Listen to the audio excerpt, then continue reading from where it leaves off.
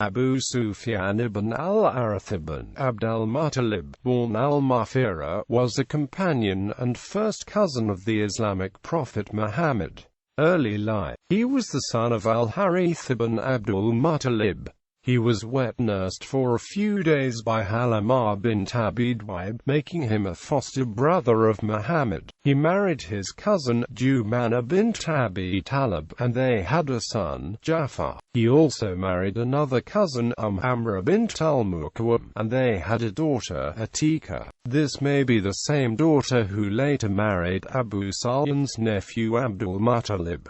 Opposition to Islam. In the youth, Abu Sufyan and Muhammad were close friends, but as soon as Muhammad declared himself a prophet in 610, Abu Sufyan treated him with enmity as no one before him. Quote, as he later explained it, we were with a community, a people of high-mindedness. I saw the excellence of the people who lived with the discernment and opinion.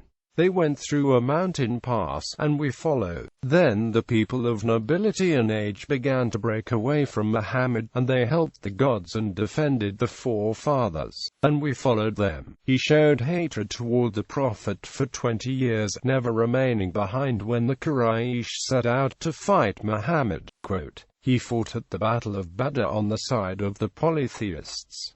He was one of the first to arrive back in Mecca with the news of the defeat, as he told his uncle, Abu Lahab. As soon as we met the party we turned our backs and they were killing and capturing us just as they pleased, and by God I don't blame the people for that. We met men in white on piebald horses between heaven and earth, and by Allah, they spared nothing, and none could withstand them. He also wrote satirical poems against Muhammad and the Muslims and insulted Hassan ibn Thabit. Hassan asked Muhammad's permission to compose counter-insults, promising to withdraw Muhammad's own name from the hostile sentiments, and permission was given. In January 626 Muhammad led the final expedition to Badr, an appointment for a pitched battle between the Quraysh and the Muslims. The battle did not take place because the Meccan army never arrived.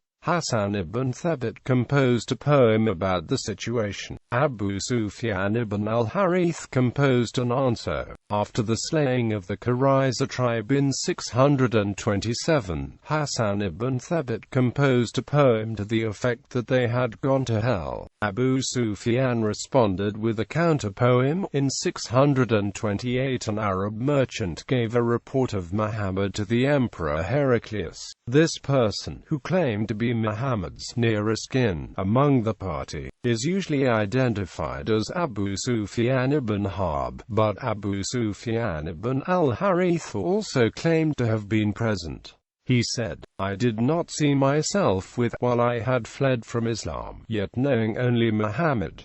Thus Islam entered me, and I realized the error of polytheism. Conversion to Islam. On the eve of the conquest of Mecca in 630, Abu Sufyan decided to become a Muslim. Jumana responded, finally, you see that Bedouins and foreigners have followed Muhammad, while you have been his confirmed foe. You should have been the first person to assist him. Quote, Abu Sufyan urged his slave Madku to hurry saddling the camels and horse to meet Muhammad's army at Ali Bwa. Together with Jumana, Ja'far and his cousin Abdullah ibn Abi Umayyah, he traveled in disguise and in fear of his life, for my blood was permitted. When Muhammad's camel appeared, Abu Sufyan tried to make eye contact with his cousin, but Muhammad turned his face away. Abu Sufyan turned to the direction of his face, but Muhammad kept turning away. Abu Sufyan worried that he would be killed in revenge for his past hostility, although he hoped that Muhammad would be pleased about his conversion because of their original friendship.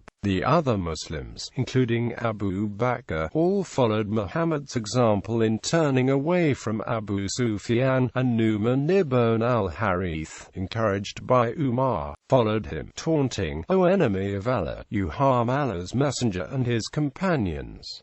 Your enmity to him is known all over the world. Abu Sufyan appealed to his uncle Abbas for intercession, but Abbas said it would be useless. He then tried Ali, his brother-in-law, with a similar result. Abu Sufyan began to follow Muhammad's camp, sitting at Muhammad's tent or wherever he stopped, but he was ignored. At Niqul Muhammad's wife Salama, who was Abdullah's sister, urged him to receive them. All the Quraysh were saying similar things, and you have forgiven people who are more criminal than he is.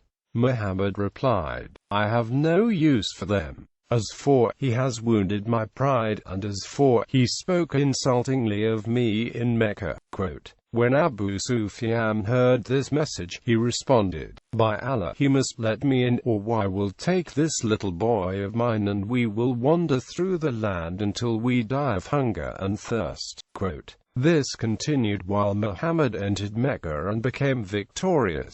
In Mecca, Dumana entered Muhammad's tent with some other visitors, and she was able to speak to him, but still he did not speak to Abu Sufyan. Finally, Abu Sufyan followed Muhammad to the Battle of Hunain. When the enemy approached, he jumped off his horse, sword in hand, wishing to die for Muhammad. When many of the Muslims fled, Abbas took the rein of Muhammad's grey mule, and Abu Sufyan took the other side. Muhammad asked who his defender was, and Abu Sufyan removed his helmet. Abbas said, it's your brother and cousin Abu Sufyan, so regard him with favor. Muhammad replied, I do. May Allah forgive him all his enmity toward me. Quote, Abu Sufyan kissed his foot in the stirrup, and Muhammad declared, this is my brother, upon my life. Quote, then Muhammad instructed Abbas to call back the Muslim army, and they attacked their ambushes. He later said that for this act of loyalty, Abu Sufyan and his family were guaranteed paradise. Muhammad took a formal declaration of faith from both Abu Sufyan and Abdullah ibn Abi Umayyah. Abu Sufyan composed a poem to explain his previous reluctance to convert. Later life, Abu Sufyan became the best of Muslims, and nothing bad was said about him. Muhammad assigned him a pension of 100 wasks from Khaybar. 3 days before his death, Abu Sufyan dug his own grave in al-Baqi, near the house of Aqil ibn Abi Talib. His date of death is disputed. One source places it in February 636, another in 641. Umar presided over his funeral prayers.